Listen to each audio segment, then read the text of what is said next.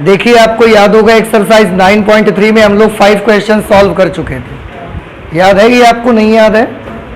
ठीक, क्या आपको 5 तक में कोई प्रॉब्लम आई थी? आ गए ना सारे लोगों को? ओके, क्वेश्चन नंबर 6 पर अब हम लोग आएंगे। तो क्वेश्चन नंबर 6 को हम पढ़ते हैं, आप भी गौर से सुनिए।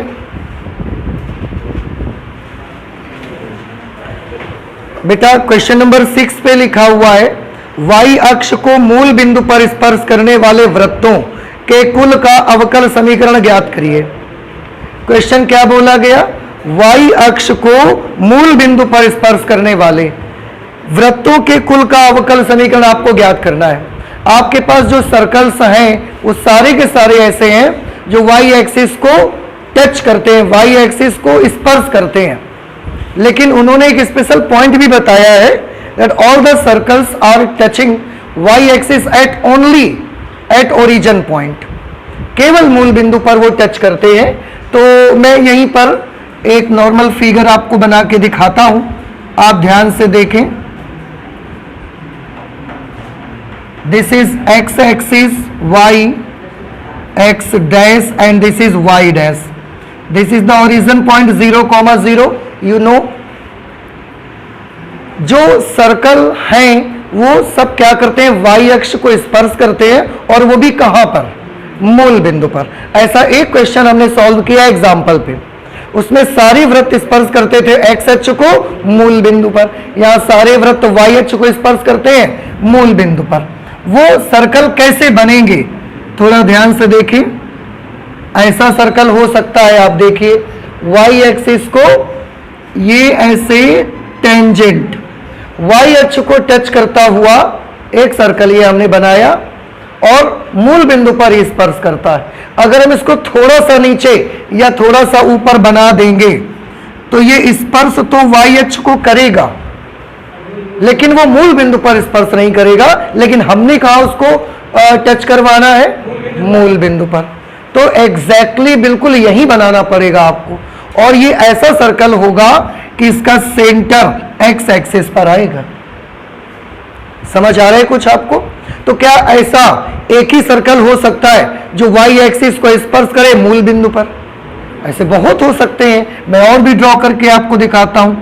एक सर्कल ये भी हो सकता है, एक सर्कल ऐसा भी हो सकता है, एक सर्कल और ऐसा हो सकता है। तो इस तरह के कितने सर्कल्स हो सकते हैं? आंसर है इस तरह के असंख्य सर्कल हो सकते हैं। लेकिन एक बात तो बिल्कुल तय है that all the circles have their center at the x axis। सबके सेंटर कहां पर पड़ेंगे? x अक्ष पर। तो ठीक है, इन वृत्तों का जो केंद्र होगा,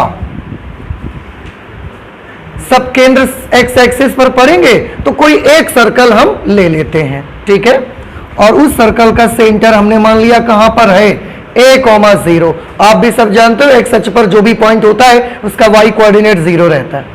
तो मान लिया मैंने, यही वाला सर्कल ले लेते हैं थोड़ी देर के लिए, और इस पॉइंट का कोऑर्डिनेट हमने कितना ले लिया? a,0। This is the centre. अब थोड़ा ध्यान से देखिए,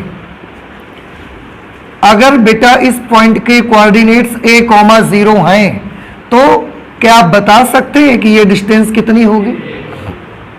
वेरी गुड। इस पॉइंट के कोऑर्डिनेट a,0 तभी हुए जब मूल बिंदु से इसका डिस्टेंस a है। इसका मतलब है ये डिस्टेंस कितनी होगी? a के बराबर। और आपको क्या लगता है वृत्त के केंद्र से परिधि तक की दूरी क्या कहलाती है? तो इस वृत्त का केंद्र अगर a,0 है तो इस वृत्त की रेडियस किसके बराबर आएगी? a के बराबर। अब हमें वृत्त का केंद्र मालूम है, वृत्त की त्रिज्या मालूम है, हम चाहें तो ऐसे वृत्त का इक्वेशन निकाल सकते हैं। इसलिए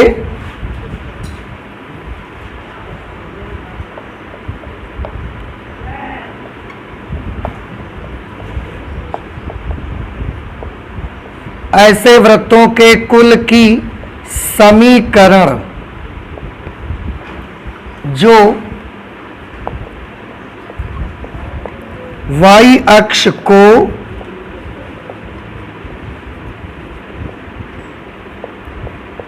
मूल बिंदु पर स्पर्श करते हैं, क्या होगी इक्वेशन?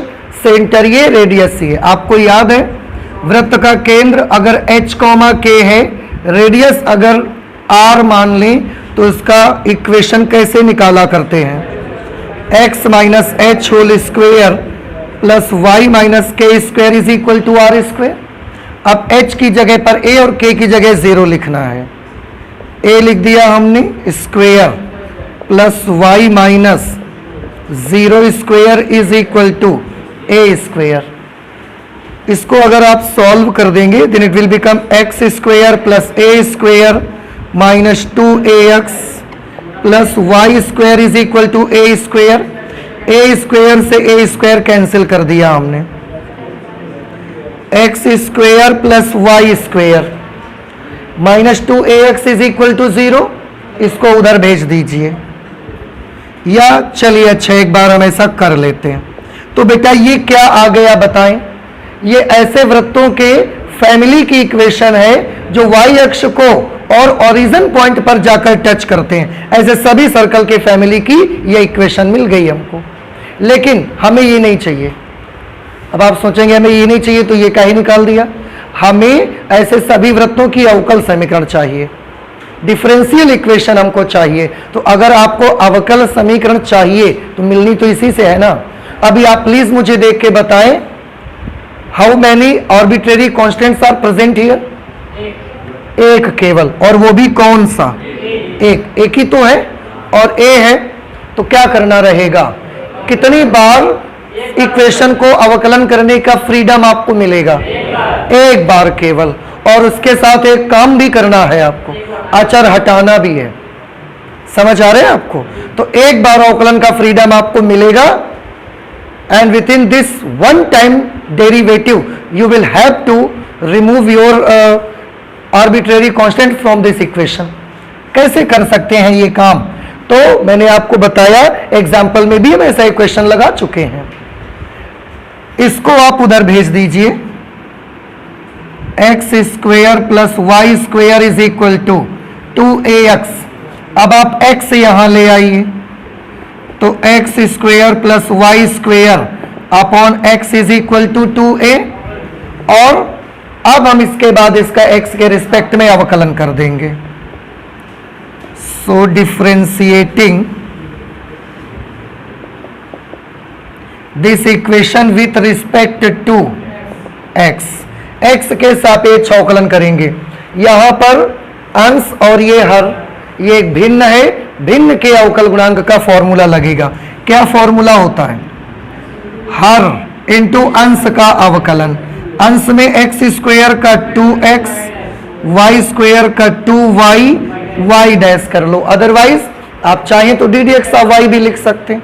तो हर इंटू अंश का अवकलन माइनस अंश इंटू हर का अवकलन, x का differential coefficient with respect to x 1 ही होगा। x square is equal to 0 because 2a is the constant term and the differential coefficient of any constant term is equal to 0। किसी भी constant का differential coefficient 0 होता है। क्यों? आपने पढ़ा है ना, the differential coefficient of any constant number is equal to 0। तो किसी कांस्टेंट का डिफरेंशियल कोफिशिएंट 0 क्यों होता है?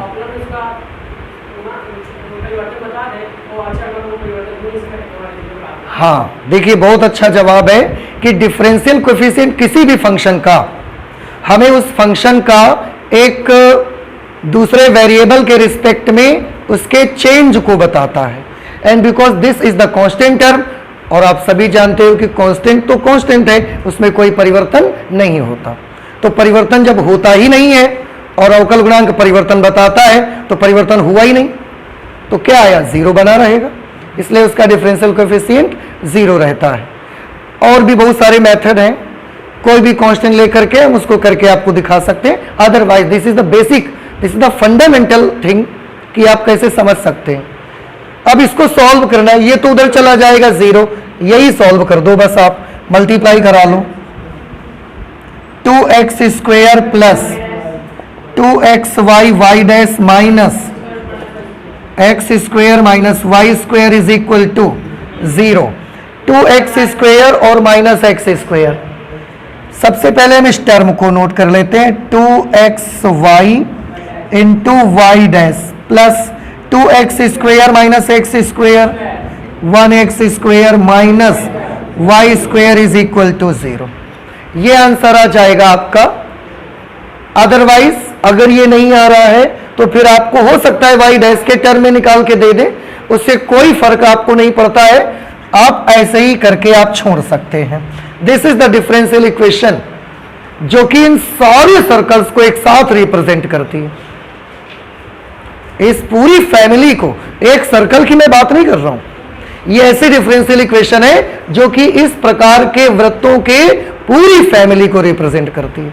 एक आध सर्कल को तो छोड़ ही दीजिए आप, पूरी फैमिली इसके अंदर समाई हुई है। ठीक है, चलिए 7 नंबर भी देख लीजिए, फिर आप नोट करिएगा एक साथ। क्वेश्चन नंबर 7, ऐसे परवलयों के कुल का अवकल समीकरण निर्मित कीजिए। सुन रहे हैं आप सभी लोग? तो ऐसे परवलयों के कुल का अवकल समीकरण निर्मित कीजिए जिनका शीर्ष मूल बिंदु पर है और जिनका अक्ष धनात्मक y अक्ष की दिशा में है। शीर्ष कहां पर है सभी परवलयों का? मूल बिंदु पर। और अक्ष कहां पर है? धन y अक्ष पर। This is positive y axis and y dash, this is origin point 0,0। सारे परवलय कैसे हैं कि बने धन y अक्ष की तरफ हैं और सबका शीर्ष मूल बिंदु पर है। ऐसे सभी पैराबोला आप बनाना जानते हैं?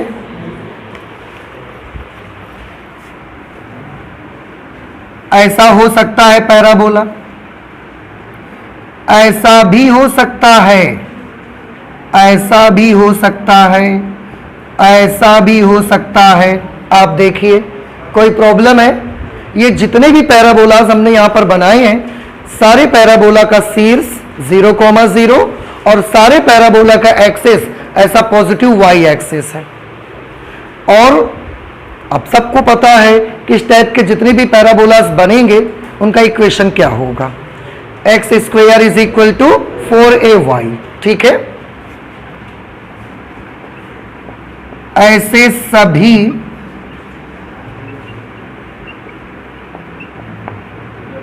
परवलयों का समीकरण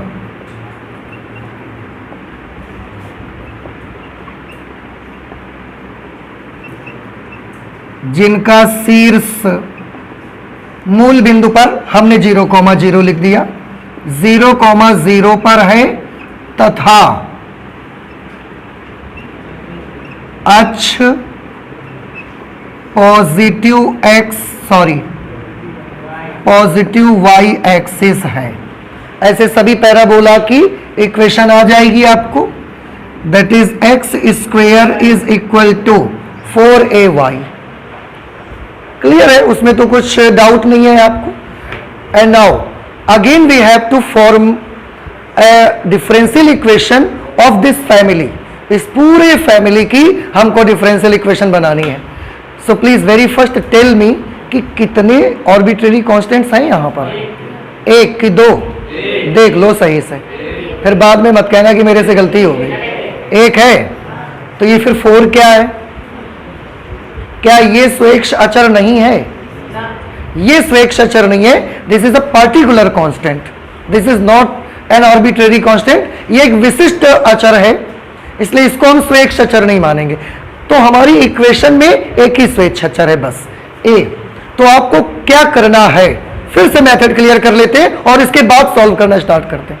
मेथड ये, एक ही बार आपको डिफरेंशिएशन का फ्रीडम मिलेगा, एक ही बार आपको आकलन करने की स्वतंत्रता मिलेगी और उसी के साथ आपको क्या करना होगा?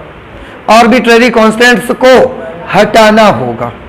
अब ऐसा करने में अगर आपका पार्टिकुलर कांस्टेंट्स भी हट जाए तो कोई प्रॉब्लम नहीं है, वैसे भी गेहूं के साथ घुन पिस जाता है। तो अभी y को आप 4, एक काम कर लें आप यहां से y इधर ले आइए आप, तो ये क्या मिल जाएगा, x square upon y is equal to 4a। ठीक है, और एक बार अवकलन करने का स्वतंत्रता है हमारे पास, कर देते हैं अब हम।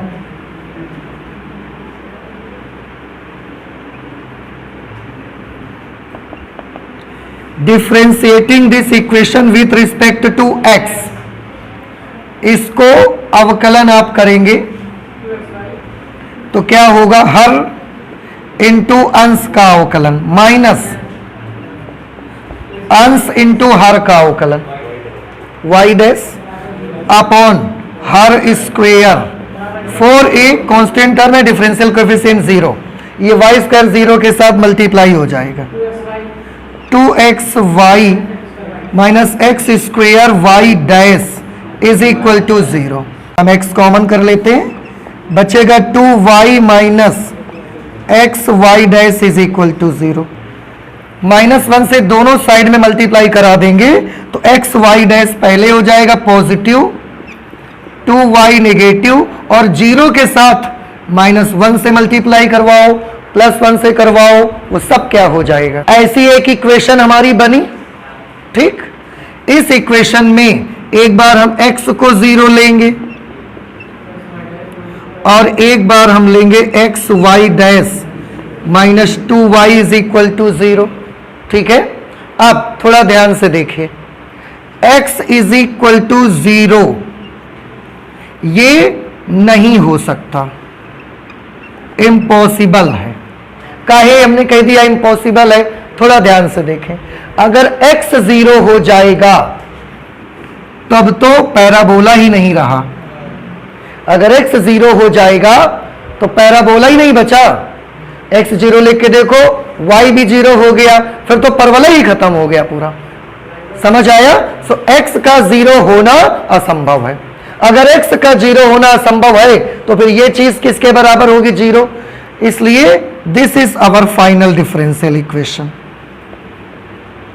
आप इसको, यही आपकी अंतिम डिफरेंशियल इक्वेशन बनेगी। ठीक है बेटा, देखें अच्छा क्वेश्चन नंबर 8।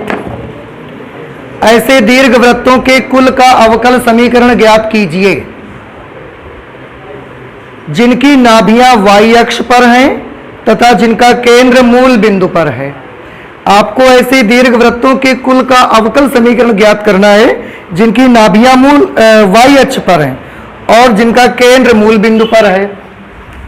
अगर हमने ये x और ऐसा y ये कोऑर्डिनेट एक्सेस बना लिए और उनमें सेंटर 0 0 पर होना चाहिए, नाभियां y अक्ष पर होनी चाहिए, ऐसे दीर्घवृत्त अगर हम बनाएंगे तो ये इसी टाइप के तो बनेंगे। दो तरीके के दीर्घवृत्त आपने पढ़े हैं, एक क्षैतिज दीर्घवृत्त और एक ऊर्ध्वाधर। यहां जो क्वेश्चन में दिया है वो वाले दीर्घवृत्त में ऊर्ध्वाधर दीर्घवृत्त बनने हैं आपके। तो ये जो सारे के सारे दीर्घवृत्त होंगे ये ऊर्ध्वाधर दीर्घवृत्त होंगे। ठीक है, अब अगर ऐसे इलिप्सिस हैं तो इनकी इक्वेशन क्या होगी, मैं यहां पर लिखे देता हूं। ऐसे सभी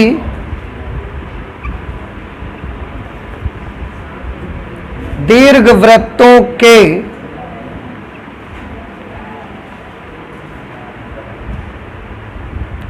कुल की समीकरण जिनका केंद्र मूल बिंदु पर तथा नाभियां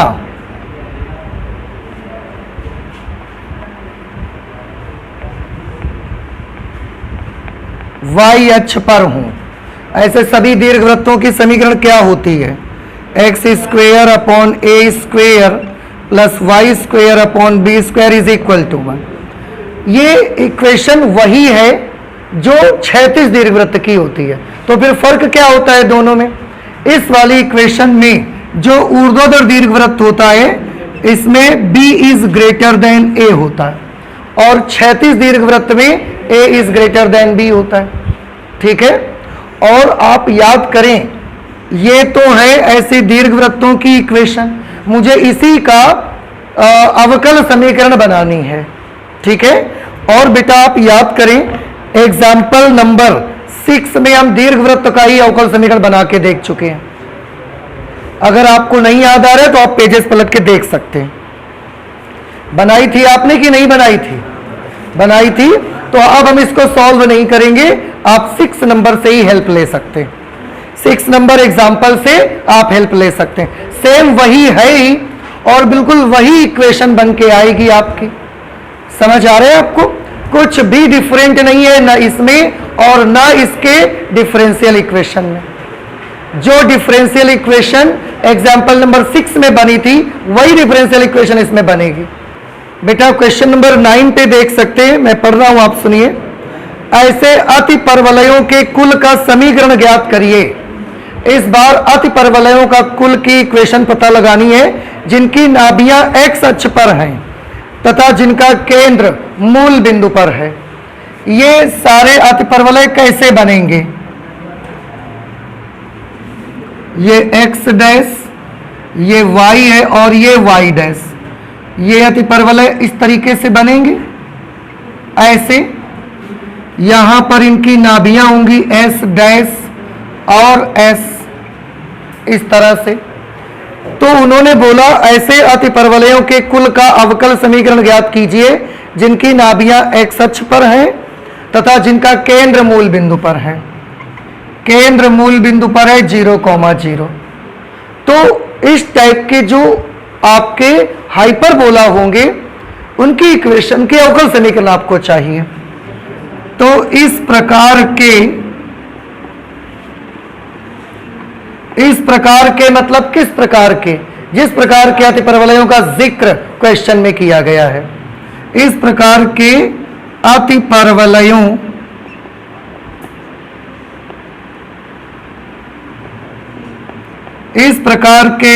परवलयों के कुल की समीकरण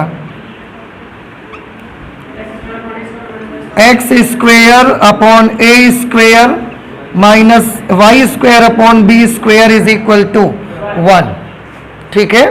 इस तरह से ये इक्वेशन आ जाती है और कोई प्रॉब्लम नहीं है। अगर आप कैलकुलेट करने जाएंगे आप बिल्कुल इसी की तरह इसको भी कैलकुलेट कर सकते हैं। कितने स्वेच्छ अचर हैं इसमें बताएं आप? a और b 2 हैं। आपको 2 बार अवकलन करने का फ्रीडम मिलेगा और 2 बार अवकलन करके a और b आपको हटाने रहेंगे।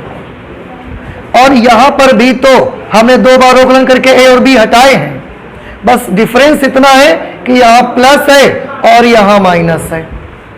तो क्या आप सभी स्टूडेंट्स कर लेंगे? सेम उसी तरीके से करिए जैसे इसको हमने किया था और इसके लिए आप एग्जाम्पल 6 चेक कर सकते हैं। इसके बाद हम क्वेश्चन नंबर 10 करते हैं। और देखिए अगर आपको ये समझ ना आए तो बताइएगा हमको, ठीक है, हम सॉल्व करके दिखा देंगे आपको। क्वेश्चन नंबर 10 पे सुनिएगा ध्यान से। ऐसे वृत्तों के कुल का अवकल समीकरण ज्ञात करिए जिनका केंद्र y अक्ष पर है और जिनकी त्रिज्या 3 इकाई है। केंद्र y एक्सिस पर पड़े और त्रिज्या 3 इकाई हो। देखिए बेटा अगर इसका हम फिगर बनाने जाएंगे तो ये फिगर आपके कुछ इस तरीके से बनेंगे। x ये x डैश और ये y है और ये y डैश। केंद्र कहां पर है? y अक्ष पर और त्रिज्या 3 इकाई है। हमने ये केंद्र मान लिया और त्रिज्या 3 इकाई करके एक वृत्त बना दिया। हो सकता है हमने यहां पर केंद्र मान लिया, त्रिज्या 3 इकाई करके एक वृत्त बना दिया। हमने यहां केंद्र मान लिया और त्रिज्या 3 इकाई करके एक वृत्त बना दिया। पूरी y अक्ष पर कहीं पर भी केंद्र मानो और त्रिज्या 3 इकाई का क्या बना दो? एक वृत्त बना दो। तो ऐसे बहुत सारे सर्कल इसमें भी आ सकते हैं और ऐसे सभी वृत्तों का पहले हमको समीकरण चाहिए। तो ऐसे सभी वृत्तों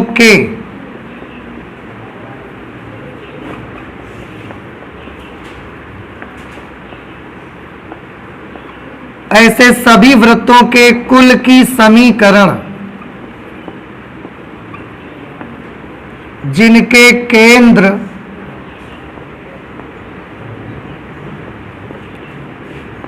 y अक्ष पर हों तथा त्रिज्या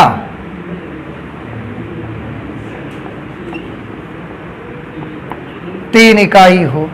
अब आप देखें केंद्र अगर y अक्ष पर है तो वो सेंटर किस तरीके का होगा।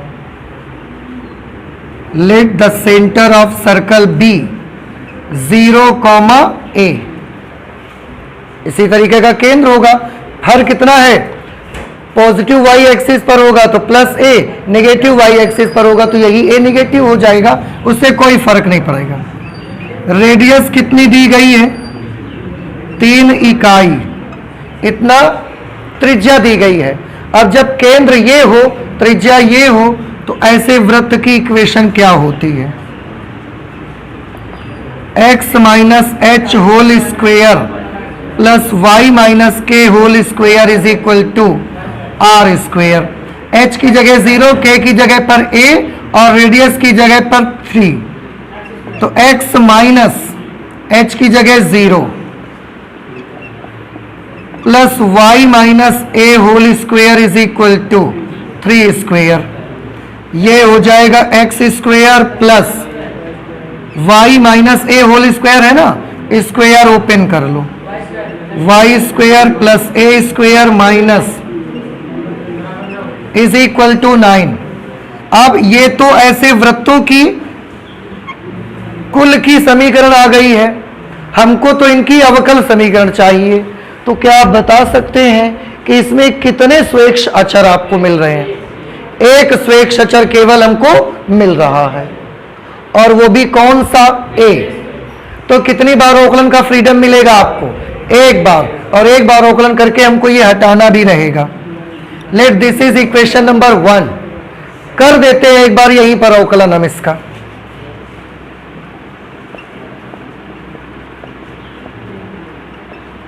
x के सापेक्ष अवकलन करने पर x स्क्वायर का क्या होगा, y स्क्वायर का 2y, y dash a square का 0 माइनस 2a और y के लिए y dash is equal to 0। सभी टर्म में 2 आप देख रहे हैं तो पूरी इक्वेशन को 2 से डिवाइड कर दो। x plus Y into Y dash minus a Y dash is equal to 0। अब ये हमारी आ गई इक्वेशन नंबर 2। बस इन्हीं दो का यूज करना है, ए हटाना है आपको, इसके अलावा आपके पास और कोई रास्ता नहीं है। तो आप कैसे ए को हटा सकते हैं भाई, एक काम कर देते हैं, यहां से ए की वैल्यू निकाल लेते हैं और यहां पर रख देते हैं, ठीक है। तो इससे ए की वैल्यू कितनी आएगी देखो, इसे उधर भेज दो, x plus Y into Y dash is equal to A Y dash, A निकाल लीजिए आप, तो ये हो जाएगा x plus Y into Y dash upon Y dash is equal to A, ठीक है। अब ये a की वैल्यू हमने निकाल ली है, अब ये a की वैल्यू हम इक्वेशन नंबर 1 पे पुट कर देंगे, तो एक बार अवकलन भी हुआ, अचर भी हमारा हट जाएगा, ठीक है। तो क्या हम यहां सॉल्व कर दें, नहीं करते, आप नोट कर लो, फिर निकालते हैं उसको। ये जो a की वैल्यू आई है इसे हम समीकरण 1 में रख देते हैं। a का मान समीकरण 1 में रखने पर, देखो a की वैल्यू इक्वेशन नंबर 1 पे रखते हैं। इक्वेशन नंबर 1 है x square plus y square plus, बेटा गौर से देखिए a की जगह पर ये लिखना है हमको, तो x plus Y into Y dash upon Y dash, ये किसकी जगह लिखा हमने, a की जगह पर, और उसका स्क्वायर करना पड़ेगा, माइनस 2 a की जगह पर फिर से x plus Y into Y dash upon Y dash into y is equal to 9, रख दिया। अब देखिए डिफरेंशिएशन भी हमको एक बार करना पड़ा, कांस्टेंट भी नजर नहीं आ रहा है, ठीक है। अब हम इसको कैलकुलेट कर लेते हैं। X square plus Y square plus, इसमें ए प्लस बी का होल स्क्वायर ओपन करना है आपको, A plus B whole square, X square plus Y square Y dash square plus 2x Y dash upon Y dash square minus multiply करवा दो तो 2x, या अभी रोक लो, 2 बाहर लिखे रहो, x plus Y into Y dash upon Y dash into y is equal to 9। अब ये अपॉन से वाई डैश स्क्वायर हमको हटाना है। एक काम कर दो, पूरी इक्वेशन में वाई डैश स्क्वायर से गुणा करा दीजिए। यहां वाई डैश स्क्वायर से गुणा कराएंगे, x into Y dash square, sorry x square Y dash square, Y square into Y dash square. बेटा जब इस टर्म में वाई डैश स्क्वायर का गुणा कराओगे तो वो वाई डैश स्क्वायर इस वाई डैश स्क्वायर को कैंसिल कर देगा। क्या बचा यहां पर, x square plus Y square Y dash square plus 2x Y dash minus, जब इस टर्म में वाई डैश स्क्वायर से मल्टीप्लाई करवाओगे तो इस वाई डैश से एक वाई डैश कैंसिल होगा, एक वाई डैश बचेगा, वो वाई डैश 2 और y सबको मिला के अंदर मल्टीप्लाई कराना होगा। तो 2y वाई डैश बाहर है, अंदर गुणा करवाएंगे, 2x वाई डैश, फिर इसका गुणा करेंगे तो minus 2y square Y dash square is equal to 9। अब Y square Y dash square, Y square Y dash square, Y square Y dash square, oh sorry, पूरे इक्वेशन में बेटा वाई डैश स्क्वायर से मल्टीप्लाई करा रहे हैं ना, तो यहां भी भैया हो जाएगा, समझ रहे हैं ना।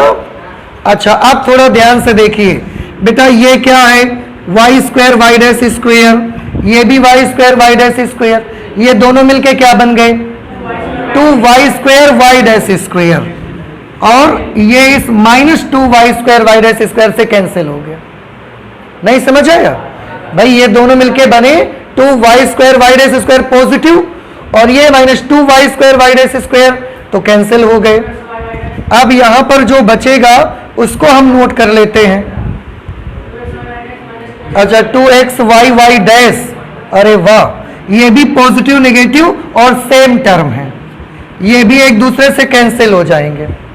क्या बचेगा यहां पर, x square Y dash square minus 9y dash square is equal to 0। आप दोनों से y डैश स्क्वायर कॉमन कर सकते हो, x square minus 9y dash square is equal to 0। कौन सा एक्स स्क्वायर,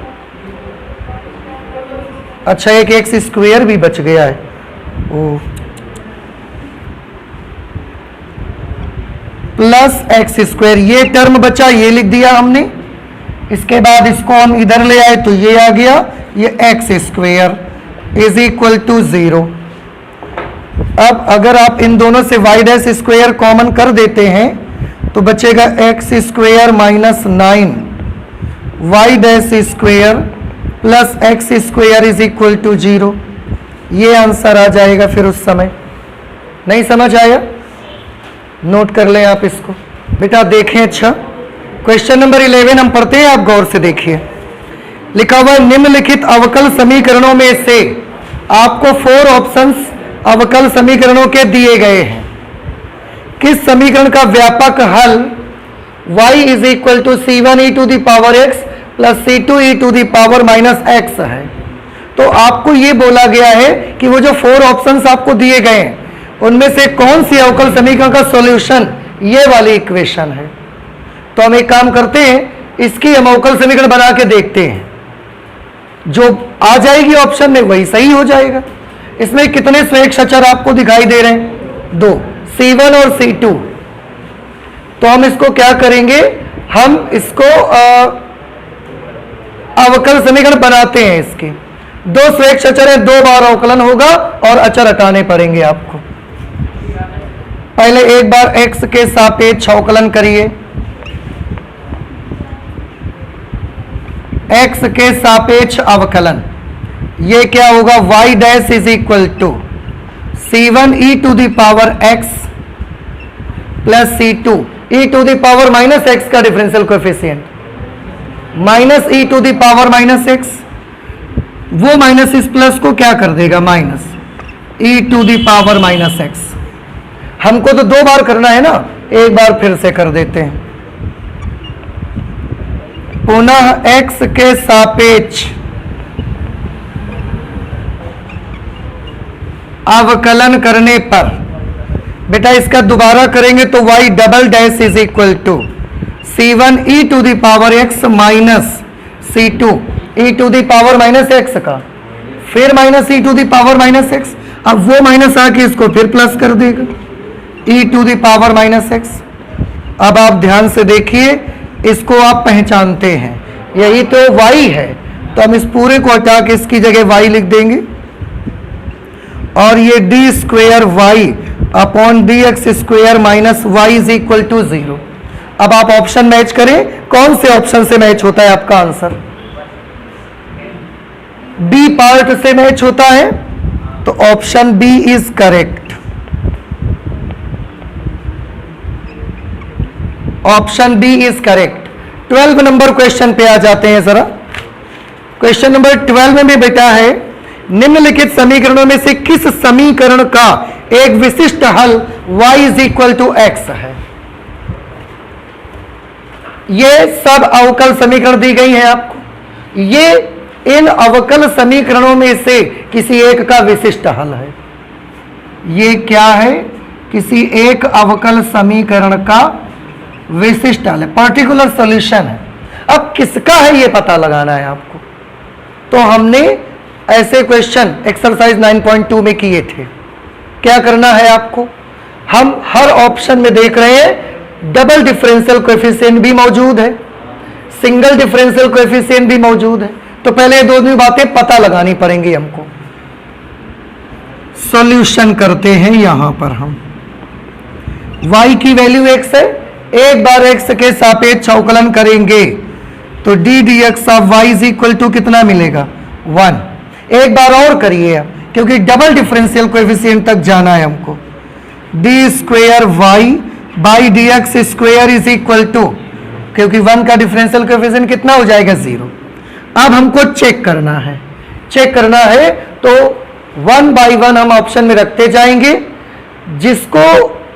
जिस ऑप्शन में ये सारी वैल्यूज लिखने से उसका left hand side right hand side के इक्वल हो जाएगा, वही ऑप्शन हमारा सही ऑप्शन है।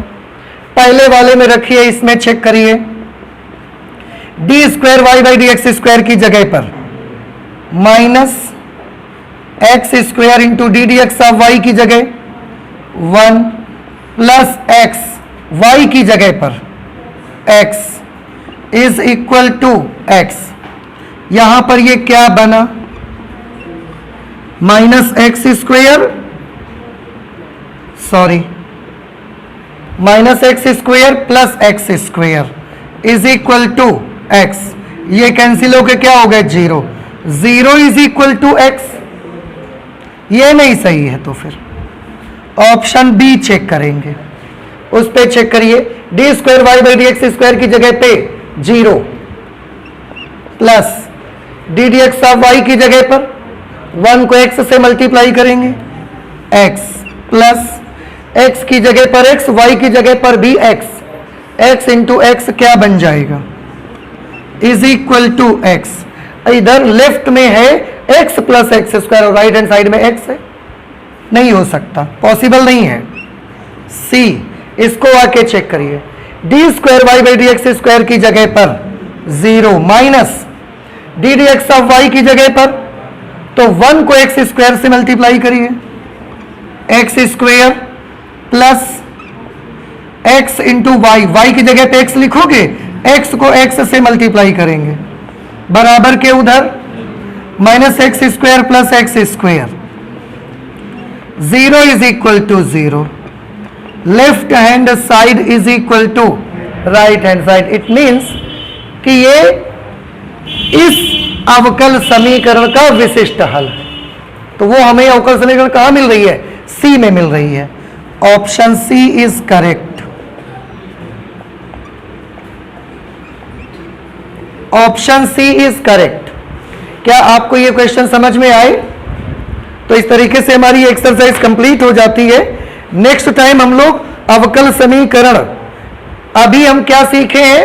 एक कर्व से अवकल समीकरण बनाना सीखे हैं। अब हम अवकल समीकरण को सॉल्व करना सीखेंगे, यानी कि दोबारा अवकल समीकरण से फिर से वो कर्व प्राप्त करना सीखेंगे। अब ये करेंगे हम लोग नेक्स्ट क्लास पे। ओके।